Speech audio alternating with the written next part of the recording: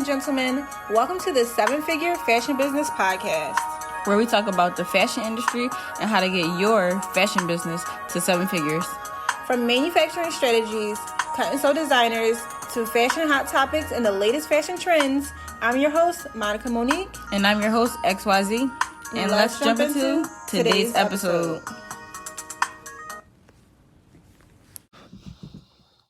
All right, story time. Welcome to our story time. Maybe we should have theme songs for each individual type of episode.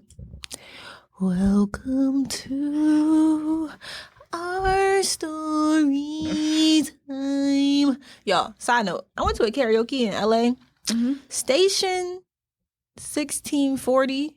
I believe is the name of the establishment. If you are in the Los Angeles area on a Monday night, you need to be at Station 1640. This is free promo. I am not getting paid. But if you want to go to a karaoke night with predominantly black people, predominantly black men who can all sing for real, like they doing Boys to Men karaoke, Robin Thicke, Mario, Usher, and they literally sound like these individuals. And it's just an establishment of black boy joy. Like it was a lot of beautiful black women, other races, white people, Asian people, but it was just such a beautiful sight to see so many happy black men in one room. Like you just knew everybody was having a good time. You knew all the black people in the room were happy with life, just here to chill, hang out to good music. They were music fans. They were all literally talented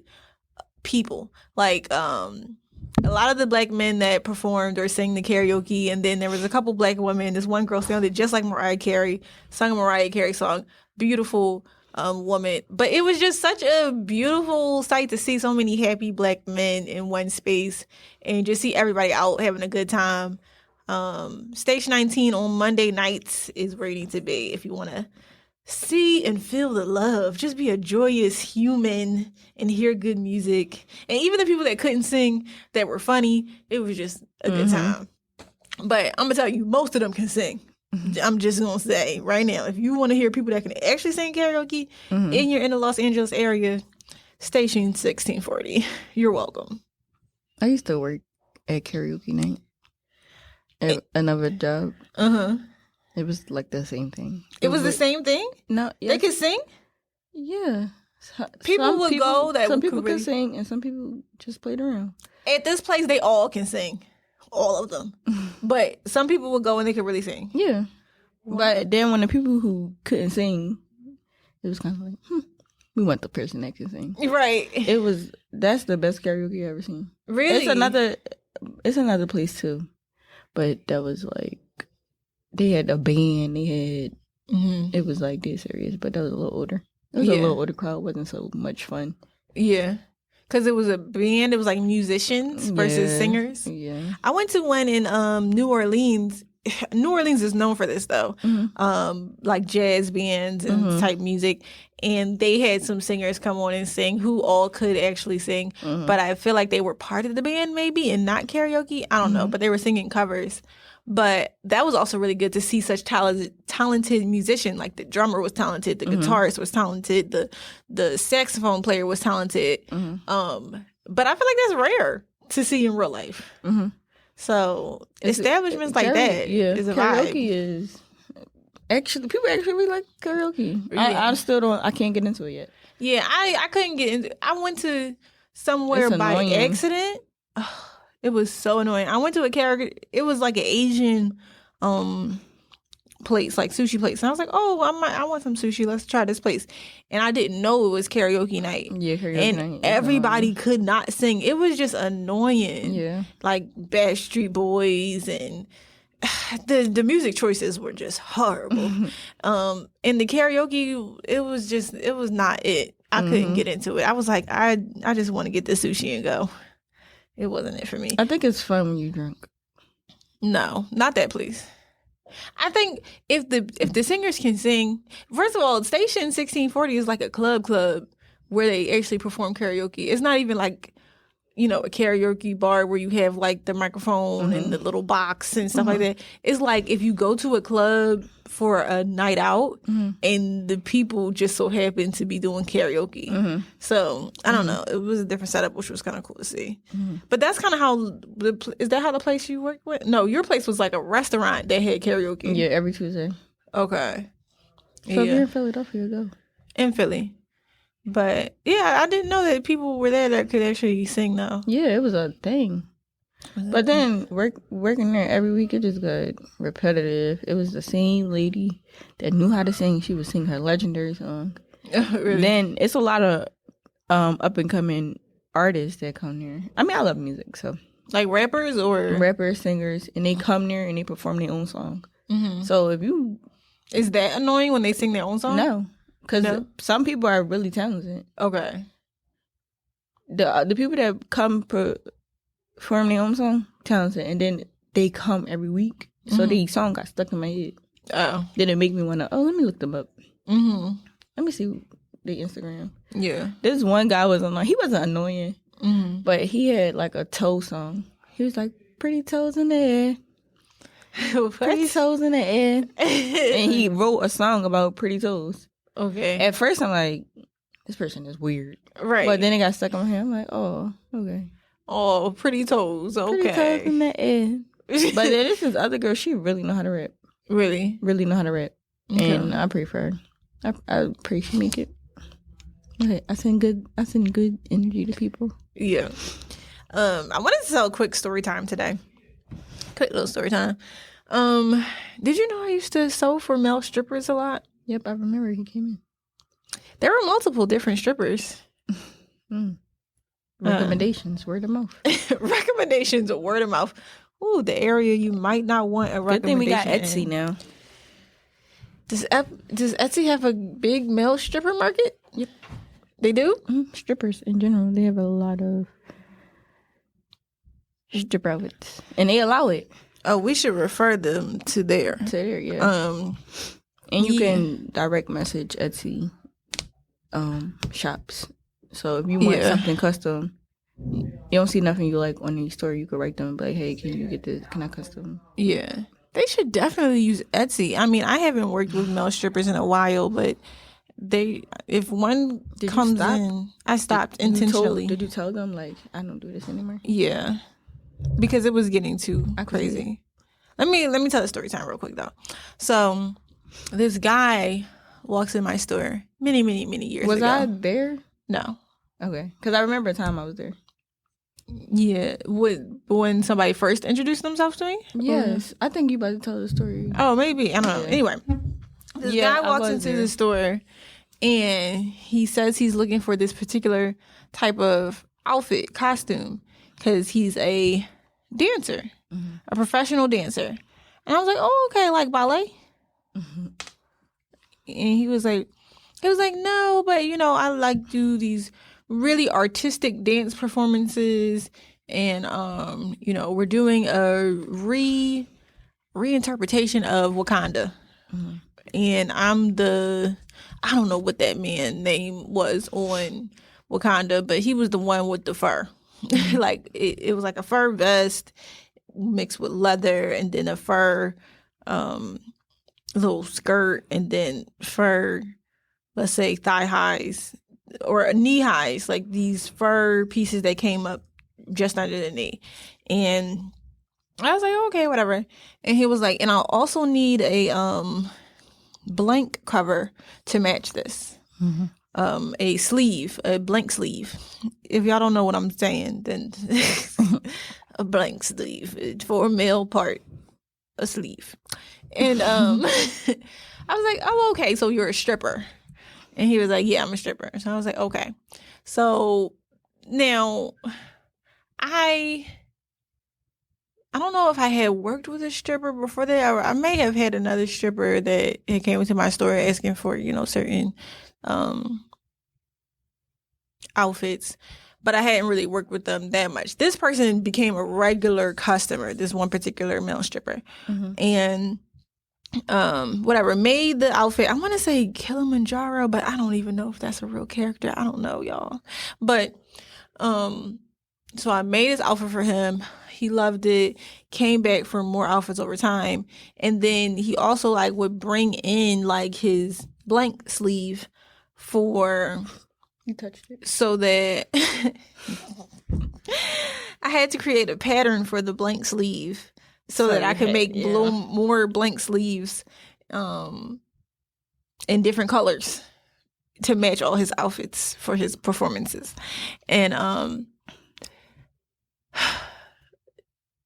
eventually it just became too much. Number one, the strippers, the male strippers, I never really made outfits for female strippers, surprisingly. Mm-hmm. But male strippers loved me. I don't know why. I think it's my face. But the male strippers kept wanting to work with me. I'm like, there are a whole other lot of older seamstresses in this neighborhood that you could ask, but they were asking me. But it became like, I don't know, he told too many stories. He told me too much about himself, really, that to the point where I didn't want to work with him anymore. Because it was like, oh yeah, sometimes I gotta do crack to keep my blank up during these performances. Or like he would tell me about certain drugs that he had to use so that his blank never went down. Yeah. Wow. And like these things that strippers sometimes do in order to keep their energy up during their performances, because you're out there, they're out there, 3 hours, 4 hours, and the things gotta look like how they want the things to look. So I was like, oh, that's real interesting. I don't need that information, but good to know while I'm trying to just hurry up and finish this, whatever. But months go by and this person ended up trying on one of these outfits. And I have a fitting room. So he's trying on the outfit in the fitting room. And he decided to come out the fitting room. I feel like I'm getting re-traumatized. He decided to come out the fitting room without the blank sleeve. What? Yes, like the outfit, but not the blank sleeve, so you could see the blank. Oh, wow. And then from then on, I did not work with male strippers anymore. But he wanted me to see the blank because he wanted to blankety blank. So I was like, okay, I think that you can go. You said this? Yeah, like I think maybe you have a different idea of like this friendship, not friendship, but the relationship between seamstress and customer. Whatever relationship you think we have is not the relationship that we have. Yes. It's a seamstress and customer, and whatever you do on the side is not what I am interested in.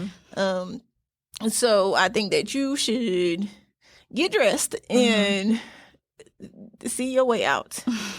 But feel free to take your items and go. I don't even need payment. Really? My eyes have seen enough. I would have did the same thing. I wasn't. You gotta pay me. You don't gotta pay me. Maybe he did it on purpose. You just gotta go. Maybe he made you uncomfortable on purpose. No, I think that he really thought that like I was with the vibes. Like I think that he thought that I was interested, and I was not. But I think that he thought that his blank sleeve was big enough that I would be interested, and I was not, because I'm not into that. It was nobody else in the store? It was nobody else in the store. I really could have been raped and killed because he was strong. Yeah. These strippers be, they be muscular. They be on steroids. They be on all types of drugs and stuff. Yeah. But he was strong and big. And dude, I was just like, but the store was open, so anybody could have walked in at any moment, and they would have took that as They would have took that as I'm crazy, and I'm sleeping with my customers, or I'm doing that's the story that would have been told for real. Like, oh, she sleep with male strippers. That's what would have been told. And Lord, so yeah, from then on, I did not work with any more male strippers. Yeah. Do you like strippers? Would you like if you had a bachelorette party? If I had hire a stripper, would I hire a stripper? So I have gone to one bachelorette party where there were male strippers, And it was a good time. Like, I just thought it was funny. Honestly, I didn't find it attractive or anything. It was an interesting night. A lot of other women found it attractive. I probably wouldn't do that. I don't know. I can't. I can't. I don't know. I had somebody, a male stripper, ask me to do an outfit for him last year, fairly recently, like years after that situation happened. A different male stripper, and I was like, I don't work with male strippers. I'm sorry. And I thought about it honestly. Like, initially, I was like, well, let me see what you're trying to make, because he was in the fabric store trying to make it himself, and he couldn't figure out how to make it. So I was like, maybe I should be nice. Let me see what you're trying to make or whatever. And after he sent me what he's trying to make, I still was like, actually, I don't even work with male strippers anymore, because he asked me if I was single. Okay. After that interaction in the fabric store, he is very single. And I could see the future of him one day walking out the fitting room with no blank sleeve. Yeah. So I was just like, actually, I don't even make stripper clothes anymore. So, nope. Yeah. Sorry.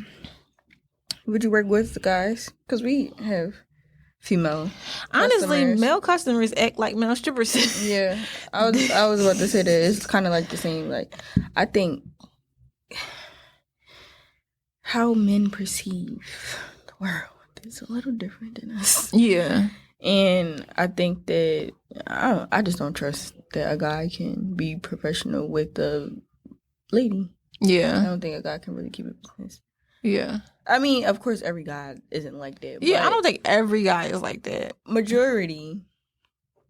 I don't even think maybe majority. Honestly, I'm sorry. I don't mean to put most of y'all in the same category, but from my personal experience, it has been majority of y'all. Yeah, from my even in my DMs, like guys will write me and be like, "Oh, like I need this made. Can you make this?" And I'm like, "Oh yeah, like I got you." Then right after that, they really don't want nothing made. They just trying to talk to me. Right. Trying to use it. And I'm like, oh, I don't think a guy is disciplined enough to control his own. Right. And fittings, they kind of like, we're going to build, we got to see each other multiple times a week or multiple times a month. We're going to, like, you build relationships with your customers, like, and we in a private place. We don't got to be by ourselves, but it's more intimate, like. Yeah. So I don't know. I think I've had. I think you're just looking at me like. Right. Like a girl that you can get. Exactly. Yeah. And I think that. And then we got to communicate. You got to have my number. You don't have to have my number, but we texting.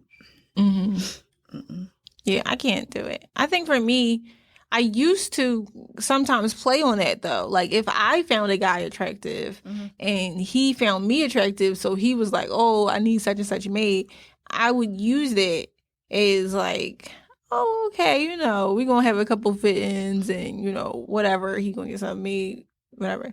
But then I think I realized that's not a good strategy. Yeah. It is not a good strategy, number one. And number two, if I be around him, let's say like one or two fit-ins, and I realize that I don't like this guy's personality, he now has my number, and my business location. It's just not, don't even get that started, please. Yeah, and sometimes in fit-ins, we see like the ladies' personal areas because they got to take their clothes off. Like sometimes. Sometimes I might see your boobs or I don't know.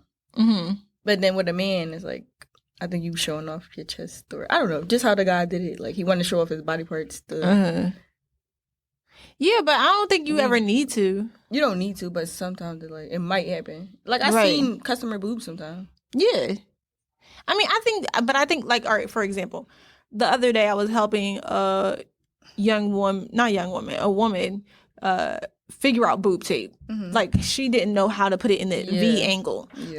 So she asked if I could help her and said, is it okay? Like we both gave each other consent, like, is this okay if I help you with this or whatever? Sure, hold on, let me get changed in the fitting room, whatever.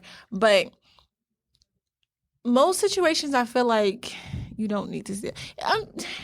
Especially with male customers, I have never had a male fitting for anything, not a suit, not a jacket, not a pair of pants, where I have seen a male's parts ever.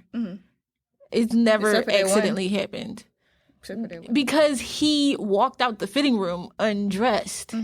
Not because, oh, let me help you zip up these pants. Ain't no way. Ain't no way.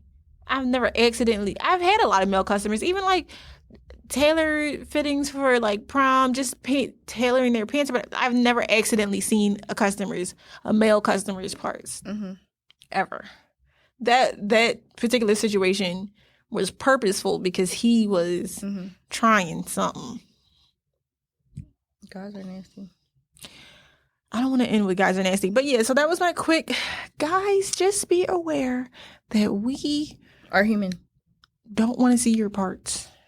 And be respectful of females.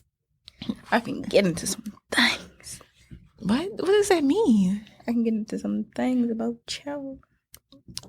Moral of the story is be professional. Don't walk out the fitting room. Don't make your seamstress uncomfortable. Don't make your seamstress uncomfortable. Please, Lord. Seamstresses, tailors, be respectful. Be professional. Please. We don't want to see anything. Anyway, so that's my story time of working with male strippers. Carry on. Goodbye.